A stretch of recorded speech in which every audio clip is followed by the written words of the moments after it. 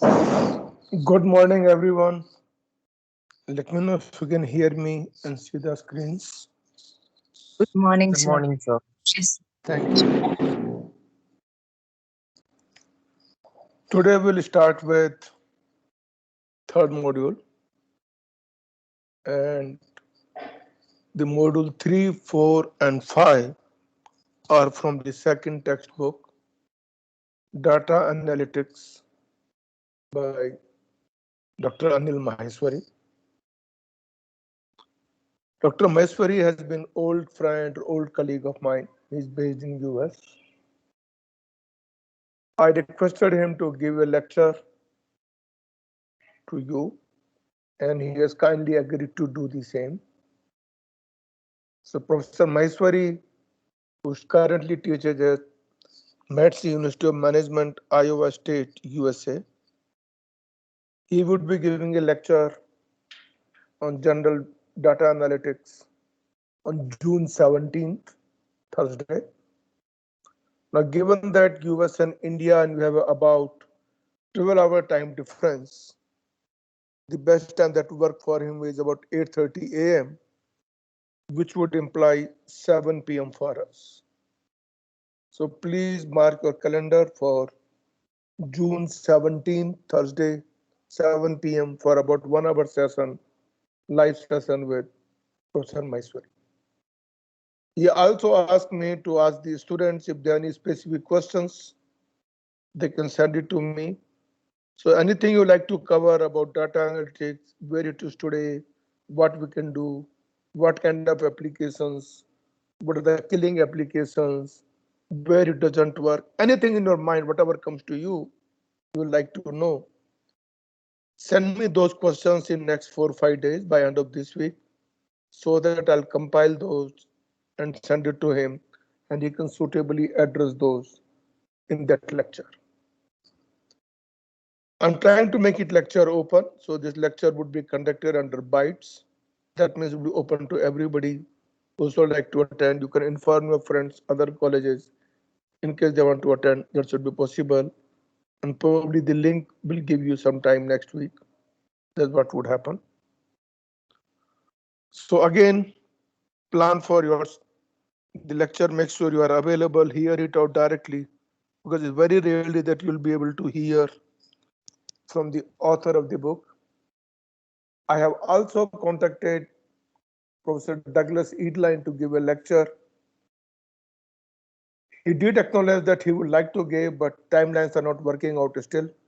So he said he might record and give a lecture, but I'm still trying to work if I can get a online lecture from Douglas Edline. But right now, the lecture by Dr. Maheshwari is scheduled on June 17th, 7 p.m. So work your timeline and do send me questions what you like to know about it. So with that, I'll start on this course. So primarily, we like to know what data analytics is, and the book is published by McGraw-Hill.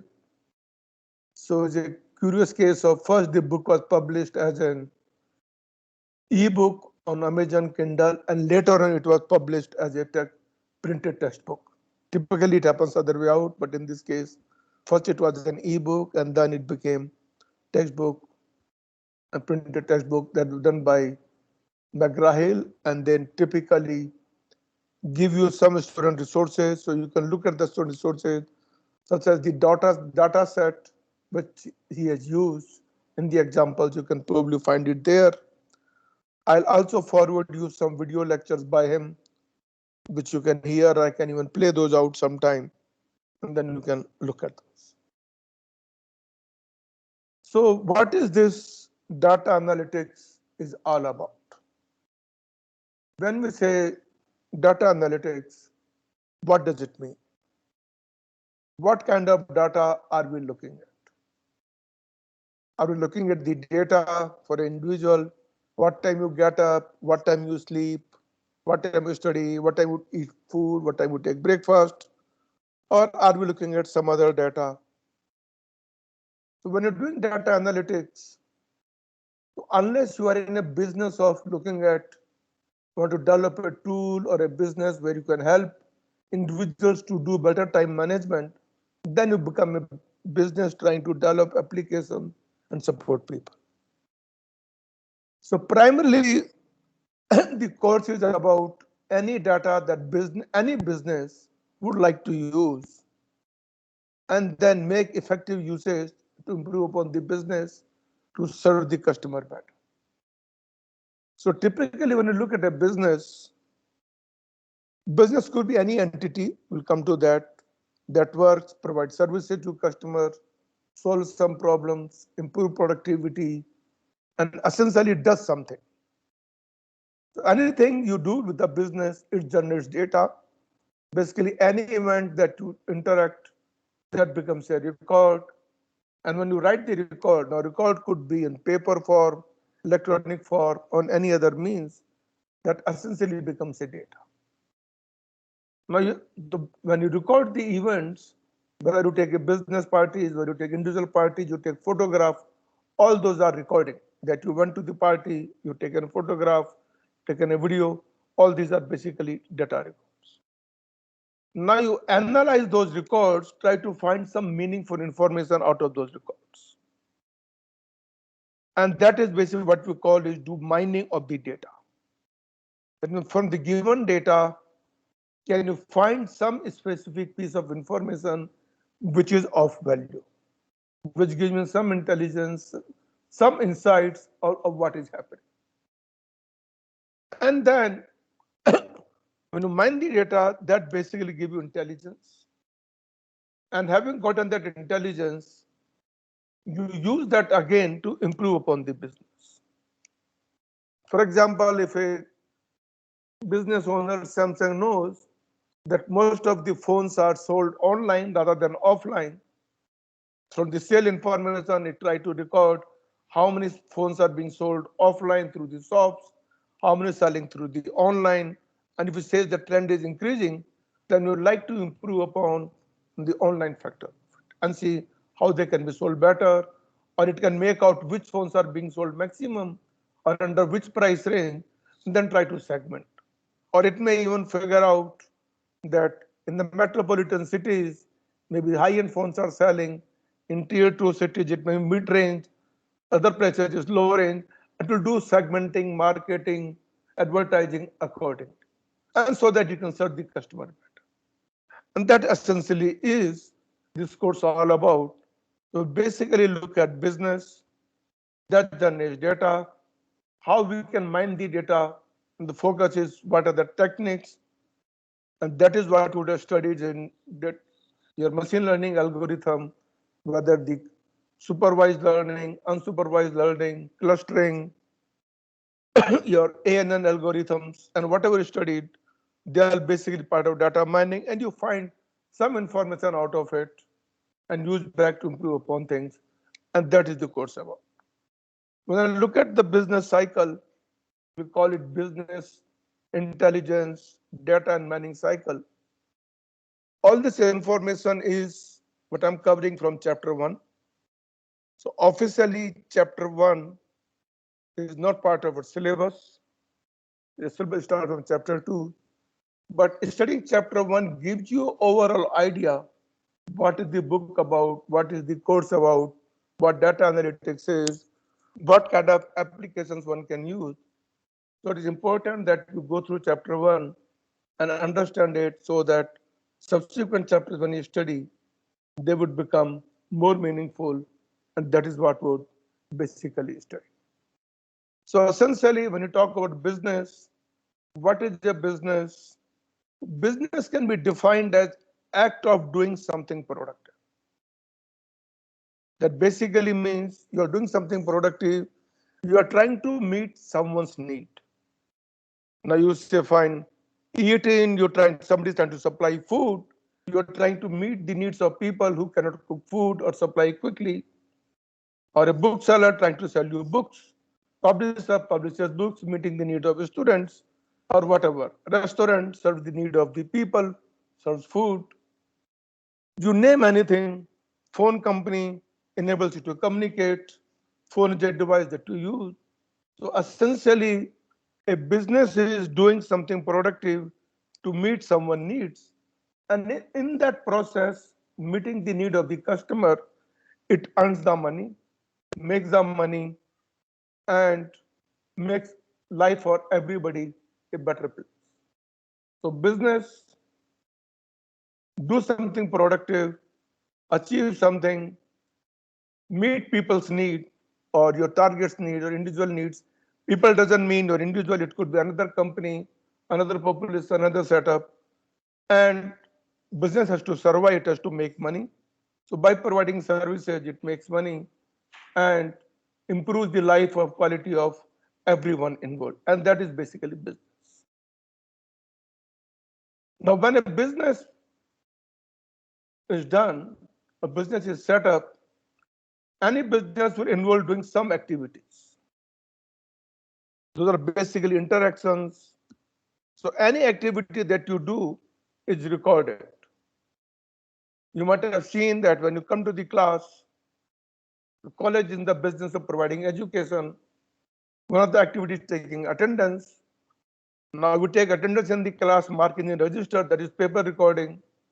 If somebody record directly on the e-media or on the laptop or a phone, that becomes digital recording. Are we talking about, let's take the picture of the entire class and using the face recognition, identify the attendance, that again a digital recording. So anything you do with business is recording. You write the exam, there's an event, and what answers you write, that becomes data. And that is what business typically does. Now, those recordings that was done, whether you write online through objective type or write on piece of paper, everything becomes a data record. So businesses generates data, data from the customers, data from the other entities, other technique, industry, college students generate one set of data, faculty, other stakeholders.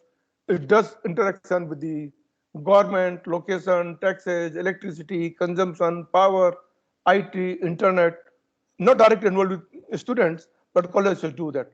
So everything it does, when it recorded either on paper or on electronic form, it becomes a data. And essentially, it has to analyze the data to figure out what best it can be done. So using the data, you need certain tools and techniques. Now you analyze the data to find some meaningful information, which is we call patterns or intelligence about the data.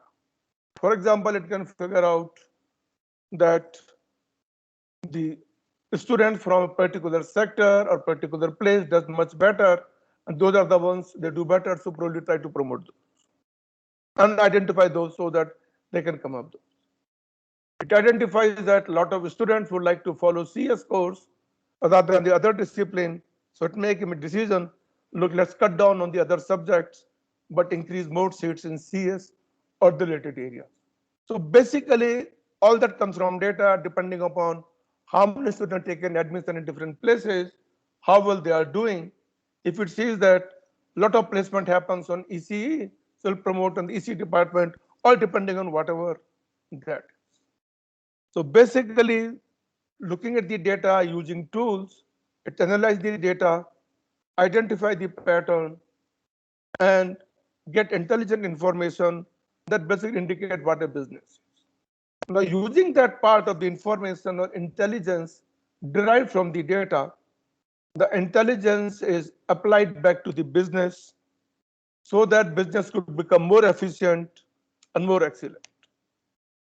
When you give a feedback about a particular faculty, about a classroom, it goes back and says, okay, this classroom is bad or noise, the chairs are broken.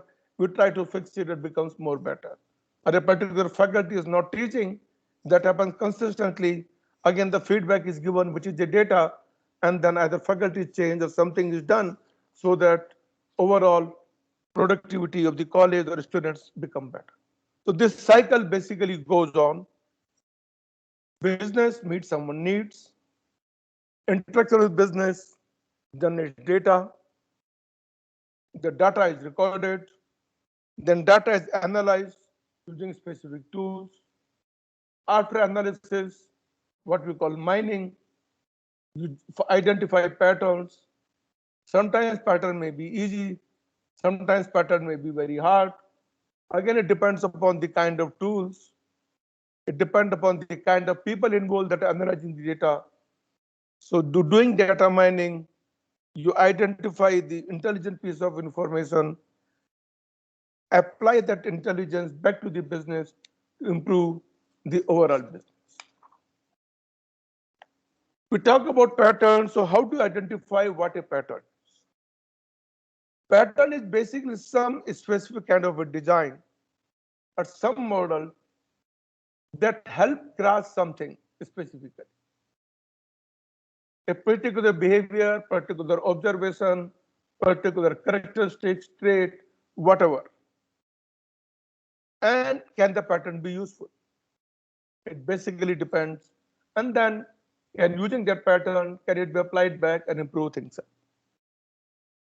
Now, pattern could be of two kinds. One is called hard pattern, or other is called soft pattern. Hard pattern are basically established facts, which are there. You can't change them. You just live with them, use them. For example, sun rises in the east is a hard pattern that people know, and you can plan their activity accordingly. Then soft pattern, you basically determine based on users' behavior, based on data that's being generated, that one customer, and they drive something. That typical soft pattern follows what is called Pareto's principle, which is basically called 80-20 rule. How many of you heard about 80-20 rule? Nishchita? Channa Keswa? Yes, sir, about You heard about we 80-20 will rule? split the data in 80 and 20%, 80-20. So 80% of the data is used for training, the other 20% is used for testing. That is indeed your machine learning part. In general, anything else? There's one example, yes. When you want to do test and predict using machine learning, you do 80% for training and 20% for testing. Fine. Any other place where you find it?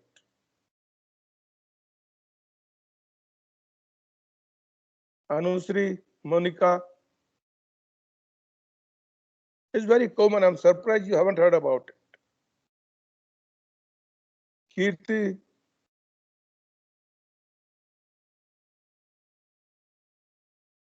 Meghna. Amog. Yes, sir. What is 80-20 rule? Have you heard about it? What, sir? 80-20 rule.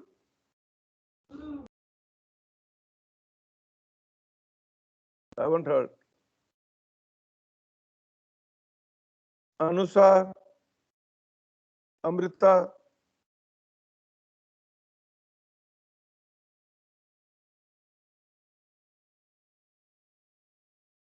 Let's go back to time when you were in the college, attending classes physically in the classroom. In a class of 60, when something doesn't understand, do all of you ask questions or only some of you ask questions? When you look at over a period of, let's say, the entire semester, you'll notice that it is a limited set of 5, 6, or maybe 10 students. Only those students keep asking questions. Remaining 50, 45, 55 students never ask a question. And that basically means it's 20% student or 10% student that ask questions, others don't. So essentially, the 80-20 rule says that 80% of the impact or 80% of the outcome is caused by 20% of the people causes.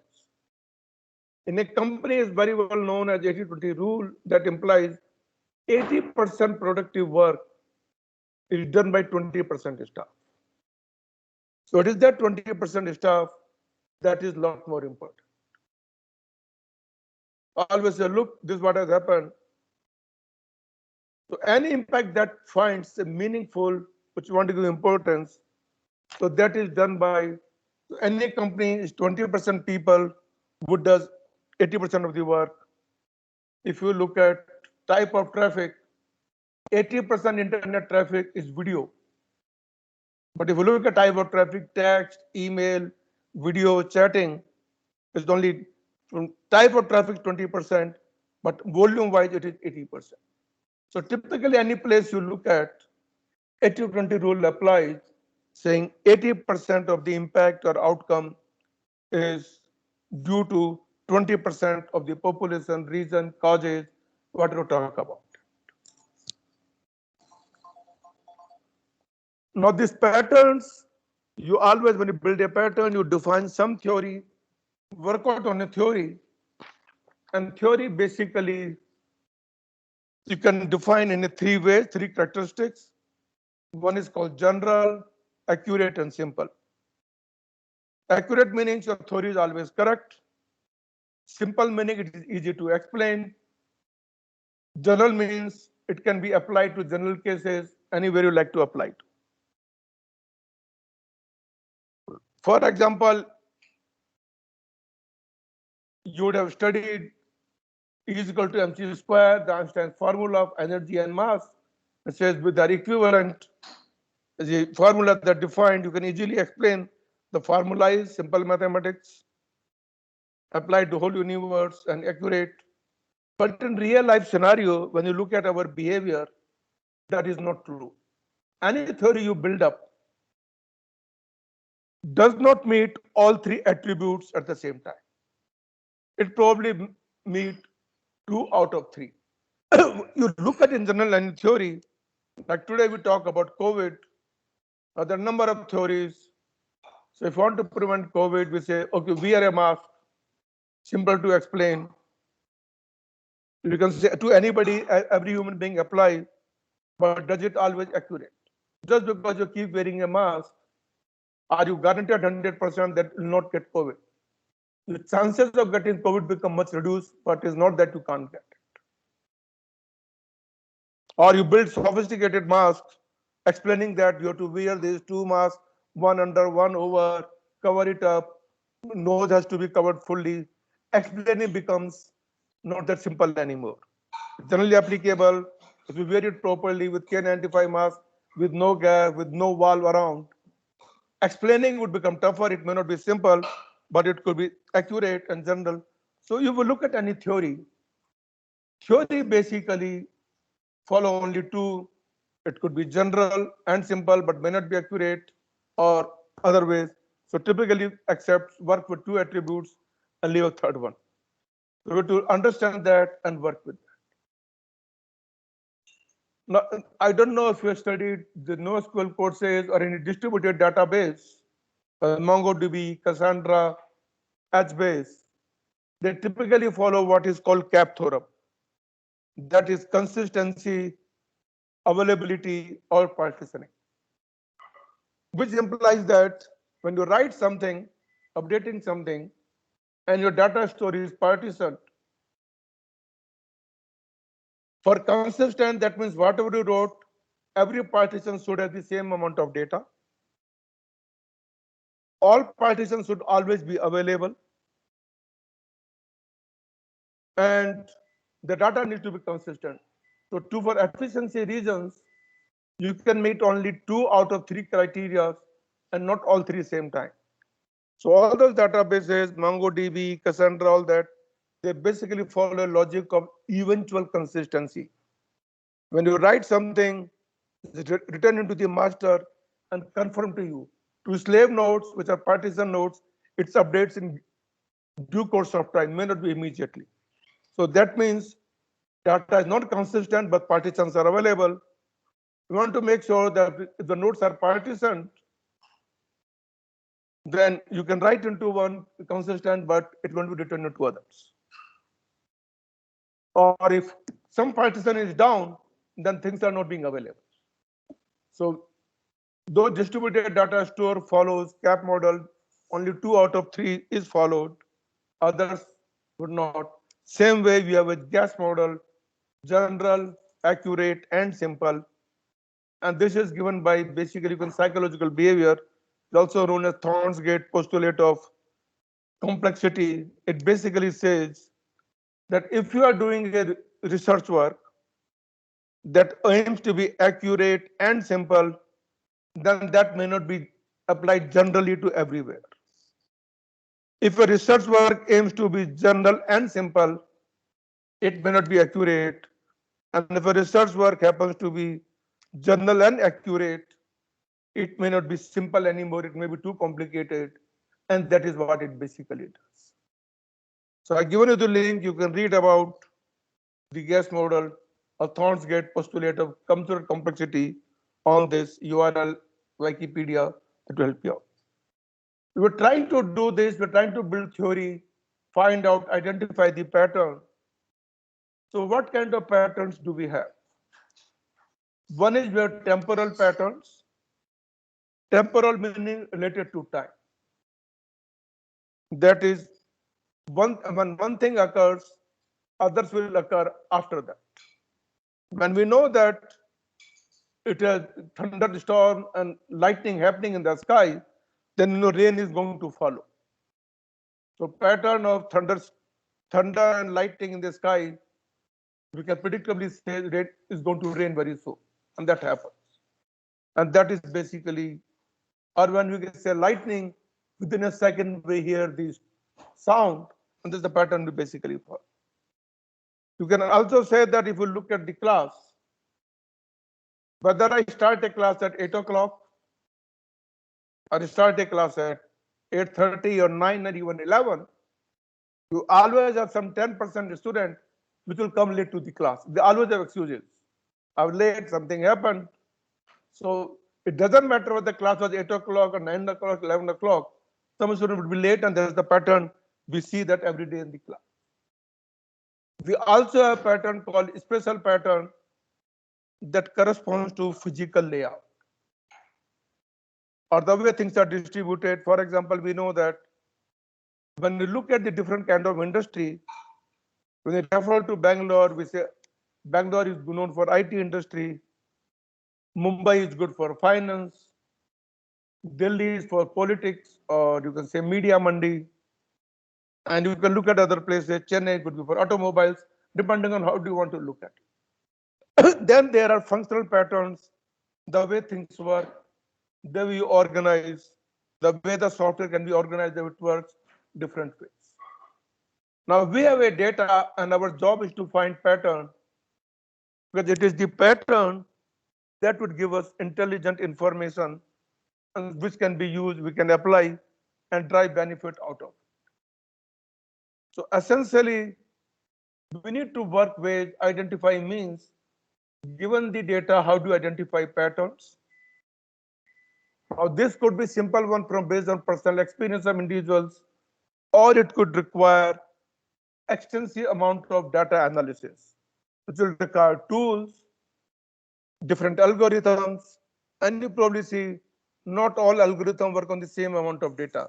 Sometimes you use clustering, sometimes you use ANN, sometimes you use other kind of, let's say, principal component analysis or gradient descent techniques or different kind of things, depending on what kind of intelligence you're trying to drive. But once you identify a pattern, those has to be used, because patterns gives you some insight into how things work. And you have to make use of it, and then making use of it, you probably know. You know the question paper, you know the module, you know this kind of question is, because we get our part, we'll do this many questions and we'll pass. Now this is a very common study that in US they figure out students leave school more for social reason than for academics. Maybe they couldn't find friend, because they're not happy, they're not sports activity. And once this was identified, the schools focus on extracurricular activity, organize the clubs, other places, you learn more there. And then students build, and the colleges build their reputation based on, oh, this college has a lot more club activity, and you strive to join those clubs, and that's how you learn and grow things up. Other pattern could be, initially it was thought that in a company, how do people behave? Is it because of the income difference? Is it because different educated people behave differently, or gender, or something else?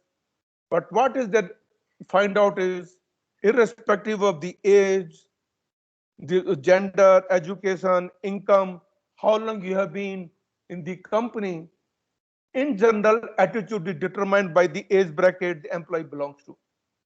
Younger people behave in a certain way, senior people behave in a certain way, middle people behave a certain way. They are more reticent, they're more accommodative. Younger people more rebellion, they don't think except down. And then you try to address employees based on the age factor rather than anything else. You want some extra activity, some picnic, some extra work, outing, or whatever you need. Look at the highway traffic jam. One way to identify jam is you take a special picture, figure out how many traffic vehicles are moving.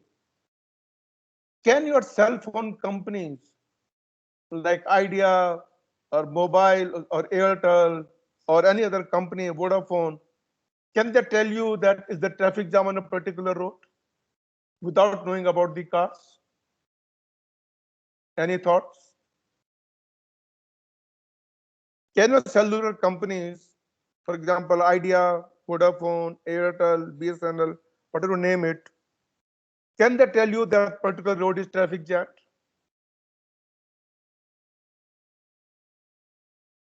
Gotta give a quick thought. You should be able to say. Maybe by checking the number of phones in that particular road. Number of phones does not imply traffic jam. Number of phones would imply number of people on that road. Yes. But what would imply traffic jam? You're on the right track, they get little deeper. How to define a traffic jam? Let's say on a road, there are a lot of traffic, cars are moving very fast speed. Is there a traffic jam?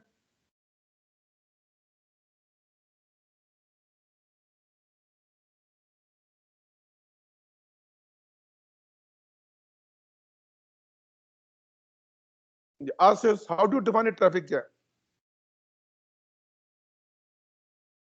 So based on the number of Too many people then.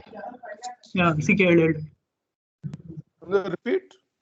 Checking the average speed that the phones send. Okay.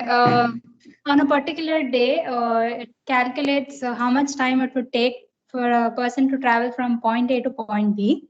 And from whatever data the mobile sensors send, they check if that's the speed this person is taking to travel from point A to point B. And if it's lesser, then it says So traffic jam. yes, precise. The traffic jam is the rate at which you are moving.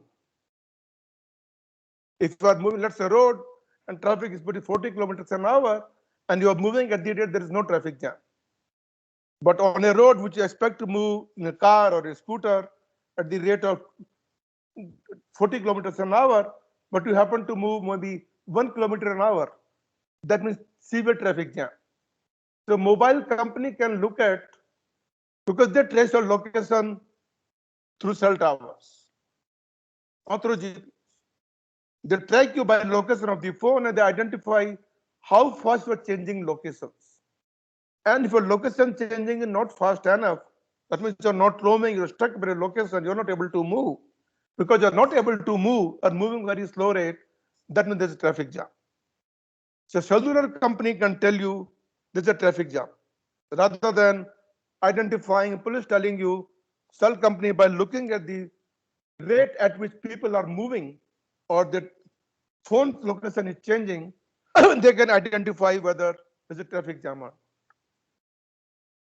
Another pattern I can tell you, you probably have noticed, typically in a class, you know that the fixed people sit on front benches, people sit on the middle benches, and same set of people sit on the last benches. But when you notice that the people who usually sit on the front bench, they're sitting on the last bench. What does that imply? My pattern is The moment I notice that people used to sit on front bench, the moment they go to last bench, that means they are not interested in the class. They are basically copying assignments for some subject who do it is today. Known pattern. You probably know, you may not want to admit, but looking at the data pattern, you can figure out what is happening, then you know what is happening. So identify the pattern and then make use of it. And if I see that almost half the class is trying to do that, that means nobody interested hearing the class. Then maybe do some other activity rather than teaching. Now that we looked at things, to data analysis, we need to know how my data actually moves. So we have a data that business generates. Now, typically, traditionally, all the data used to go in a database. From database, we do process and keep it easier access for reporting dashboards. It will go to data warehouse. We'll run basic queries, identify patterns, and that is called data mining, and present our reports to management dashboard, that is data visualization. So primarily module 3, your basic course is data warehousing, data mining, and data visualization. And we talk about what data visualization is. And it's an important tool. And in fact, if we look at, in general, the statisticians or politicians and other people, they use this art perfectly to deceive, cheat, or give a wrong information. So what the data visualization? How to present the data, and can you identify if the data being presented is wrong or right? One has to figure out. You make a meaningful impact, but are you creating wrong data or giving wrong interpretations? You still need to understand that. So understand this chain. Let's look at what a data is. As we said, everything that is recorded is a data. And typically, like we have this law of computing, the number of transistors or CPU speed keeps increasing every 18 months, doubles. Same is for data, the density and the capacity of the data that it stores doubles every 12 to 18 months. Now, data could come many places, could be machines, internet, users, what you name it. Data could be different form. It could be electronic or on a paper. It could be different type, numeric data, video, textual, which we call unstructured data. But when you look at numerical data, it could further be categorized into 4 subcategories. First is called nominal data. I'm going to look at a color. It's a red color, green, blue. We just say this is a red color, this is a blue color, but there is no order among the colors. We don't say red colors come first and blue colors come later. It's just a color value. You can say some number X, Y, Z, that's the label, but there is no order. Then data, numeric data could be ordinal. That means the different classification, but they are ordered. For example, you say low, medium, high. We know low is lower, or smaller, medium, and larger. There is certain order defined. Then next you have called interval data. When you ask to scale, give a feedback rate from 1 to 5, you are basically putting some fixed range in an interval. It belongs to 1 or 2 or something, or even your grades, depending on how do you look at it. We look from interval perspective. A means your marks are between 80 to 90 to 100%, or 80 to 90, or 70 to 80, whatever. Or you can look at ordinal data, ABC, the how you have been graded. And then you have ratios or decimals or fractions. For example, height, we can say in inches, 69.5, or we can say in centimeters, whatever, some numbers, decimal numbers. Then the numerical data. Then you have what is called unstructured data. That means there's no particular structure. Video is a sequence of frames, or pictures, or text, or HTML text. It's all unstructured data. There's no particular expression you can find that this is how the data would be. Then you have data about the data itself, which is what is called metadata. For example, you have recorded a video, and video recording, you know basically how much the video size is, where was the video located, is it a black and white or color video, duration of the video, recording format, whether it's MP4 or HDT, definition or standard definition, all this information what is called metadata. And then who can access it? Is it publicly accessible or is it access restricted to a specific set of people? So categorized called private versus public data. So essentially we're dealing with given a record, given an event which generates data, that activity is called datafication. That basically means every phenomena is recorded, and that recording could be digital or in paper form. The recording of the event, recording of the observation is called datafication. And you know the web, anytime you access web, everything you do is recorded. How many times you move the mouse, you hover over a particular item, how many times you clicked, how many times you scrolled up and down, how many times you resize the window, all that information you do is recorded. Between one page to another, how much time you took to read. And if, let's say, you are doing e-commerce activity on Amazon or Flipkart or something, you're finding for a particular stuff, and you find that most of the users are finding an item after 3 scroll.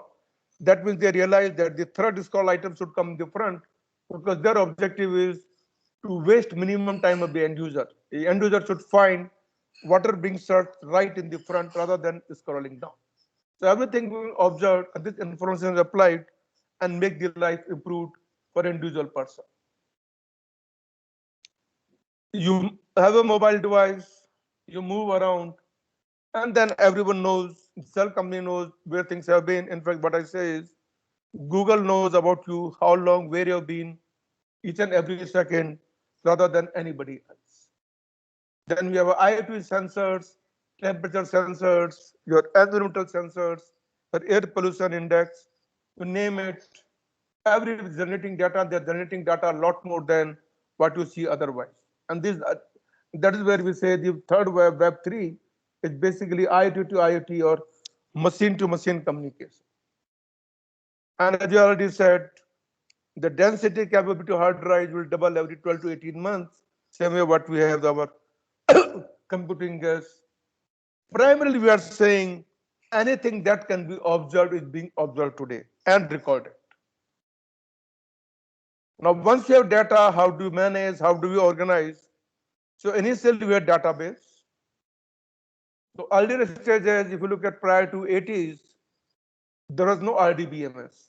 RDBMS, what you say, relational database, Oracle or MySQL or whatever, this RDBMS came into existence around 1980s. Prior to that, you have object-oriented database where you had called hierarchical database. So RDBMS, you organize data in terms of tables. Each table identifies an entity which is called nouns. For example, let's say you want to look at database of doctors and patients. There will be table for a doctor, there will be table for a patient, and we know that doctor treats patients or patient is treated by your doctor. You define the relationship, and that is what basically when you define the relationship between two entities, two tables, that is what is called ER or entity relationship diagram. So anytime you design database, people say, can you give a ER diagram?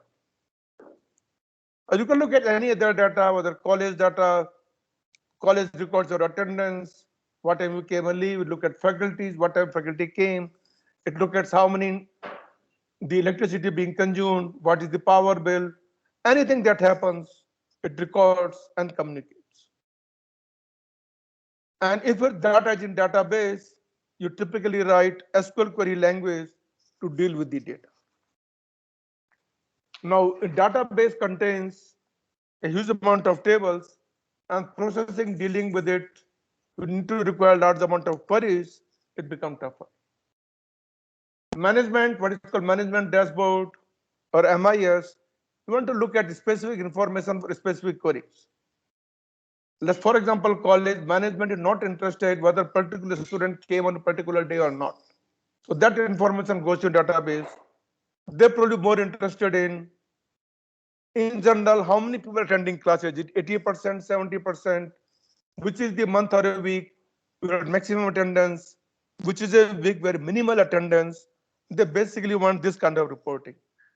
And this kind of reporting, data is organized into more rectangular, simpler form, which is basically called data warehouse. So taken data from all the organization, all different components put together, that helps you make simple management decisions. So on this particular generally used, like said, sort of as I said, management will like to know what is the percentage of people attending classes, or which particular class is seeing lowest attendance, so that if there is issue there, that could be addressed. Or a particular month, something happening, look at that. And that essentially, this reporting from data warehouse, which we'll study as a separately in the individual lecture. This probably chapter 2 will look at data warehouse. So you can say data rolled up in a granularity. Like when I look at my attendance, every day we record attendance. If I put in database, it would be for each class for each day separately. But same thing when you put in a data warehouse, we'll keep data for overall classes in a week or in a month. That means whereas database will contain granularity at the day level or at individual hour level, well, data warehouse could be at a weekly or a monthly level. So upgrade the data, roll up, and give a more of a summary kind of information, and that is what being used. So in a way, you can look at my data warehouse. It's a simpler version of operational database, which can be used to do quick query. Generating a report easily accessible, which can meet my specific queries and help me make my decisions on what could be done. And data warehouse, since we are aggregating, making operational version, you normally don't update, you normally append the data, as we have seen even in our Hadoop case.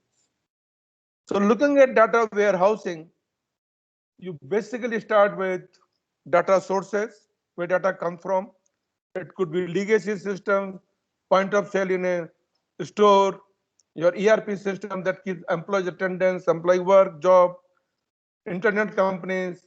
Web usage is also known as RUM, real user monitoring, where they look at what click, how many clicks, which web pages visited, or other business supplier, customers, what is being generated, or government look at social data, what the population, how, what are the health services, like every time you do get COVID injections or vaccination, every data is getting recorded.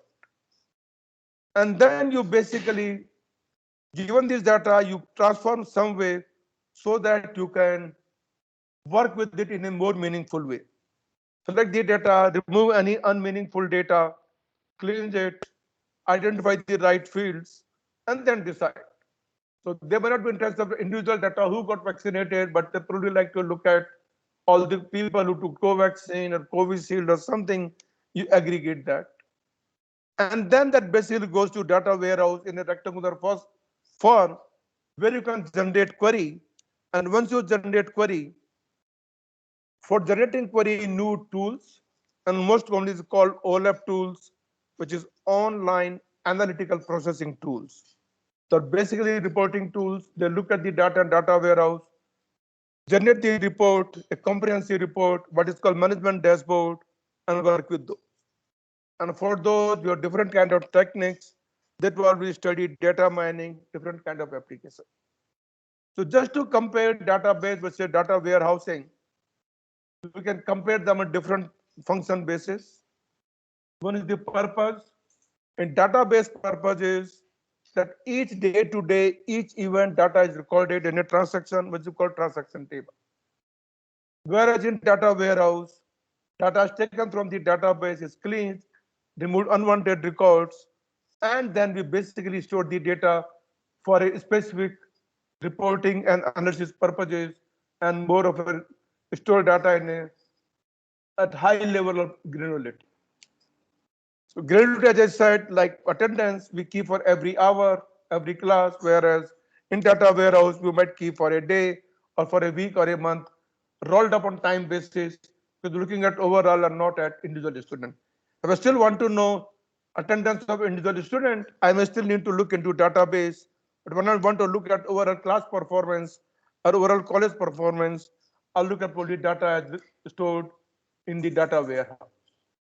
Complexity, any query do database would be more complex. In data warehouse would be compared to the simpler because data has been organized in a more simpler way and it's easy to run queries. Database size would grow exponentially with more data coming in. But since typically you run queries on current data, so every database you typically what is called archive. For efficiency reasons, you'll keep data for a 1 month or 3 months or a year, and older data you archive. Wherein data warehouse, you keep the data because you try to look at analysis trends, how long my attendance has been going for last 3 years. You need also data warehouse, you don't discard the data, it keeps adding, but database, data could be archived or truncated or purged, and you keep only current amount of data. There could be architectural choices, like mostly we keep relational database. In NoSQL database, we keep in a other schemas like JSON or text format, non-RDBS format, whereas in data warehouse, we basically keep particular schema which will study either a Snowflake or a star schema kind of mechanism. And then how do we access the data? Typically, both we use SQL, but in a database, we like complex query, complex joins, involve number of tables, where a data warehouse will be few tables we look at. So we'll look at a simple example of data, but data is in database, and then how my data warehouse could work and give you more meaningful information. So below table gives you details of movies sold in 3 regions of US, UK, and India. And it basically says month and the year, movie name, which location movie was sold or seen, and what is the revenue was generated. Numbers could be millions or whatever thousand, doesn't really matter. Now this is a data that will go into your database purpose. Now if I want to run some kind of a query, like I would like to know, I want to know sales per movie per quarter, then you basically write a aggregate query, select on a per quarter basis, sum it up month. So like there is no data for the first quarter. First quarter is January to March, second quarter April to June, third quarter July to September, and fourth quarter is October to December. So I like to know data per quarter and want to organize the data per quarter basis, per movie basis, and per region basis. So these 3 records contains to movie Monty Python for the basically quarter number 2. For quarter number 3, same movie Monty Python will have a July, September, and September, and then a fourth quarter. So we look at next movie, Gone with the Wind. So we look at the record for the second quarter, Gone with the Wind for the third quarter, 2 records, and then Gone with the Wind for the fourth quarter. And then we look at the metrics, and we see metrics as data only for basically third quarter and nothing else. When you aggregate the data aggregated at the quarter level rather than the monthly level, my typically movie would look differently, and we like to answer the question. So organizing this way, now I can easily answer my movie sales on per quarter basis. It doesn't tell me which region, which sales. If I want to specific queries, then I need to organize the data in a little more better organized way and look at that. So essentially, if I want to find some more information, is a movie seasonal? Is a movie, which movie gives me maximum revenue? I need to do some more queries organized differently. And that is what we need to use data mining. So basically look at what a data mining is, and can you apply data mining to this table and generate some kind of revenue.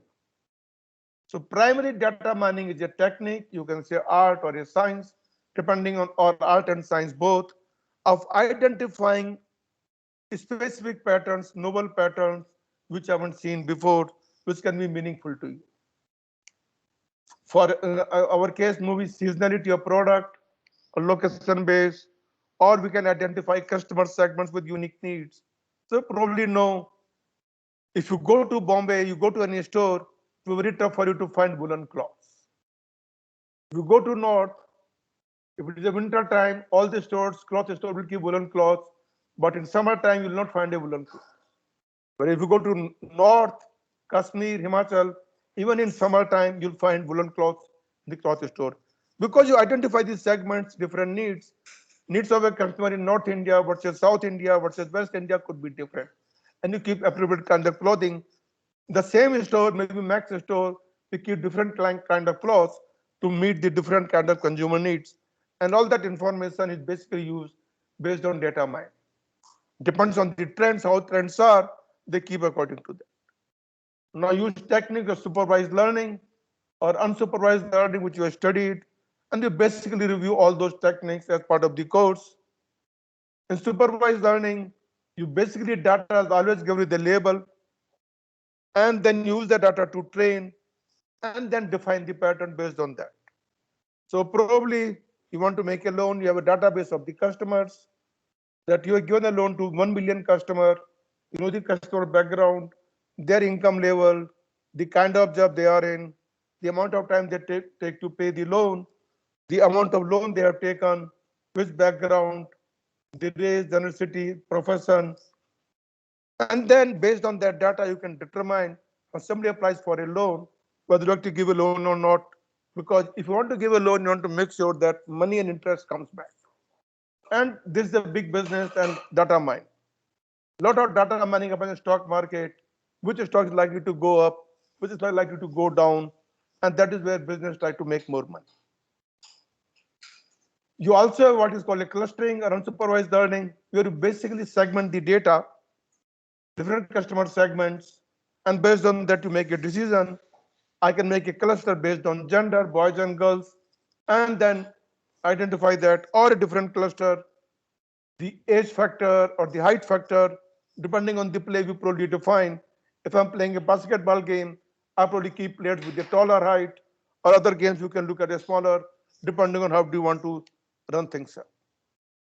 We can also association rule, which is also called market segment analysis, that we know that when you go to a stationery shop, if you buy a copy, a notebook, you also buy a pen.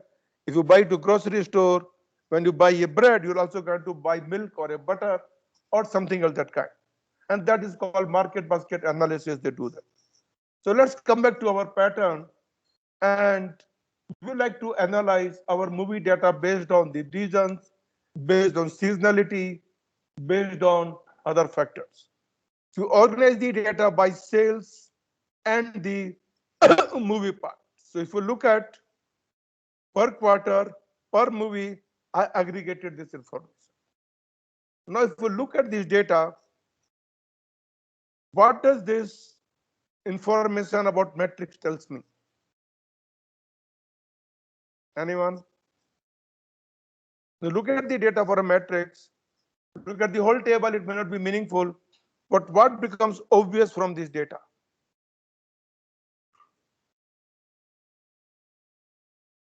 I mean, is the movie sold in entire throughout the year, or is it sold on a particular region?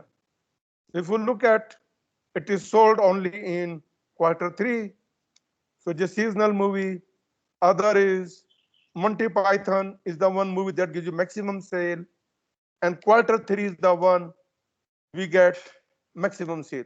So these are the different patterns you look at and identify. We'll get into more details how to modify this.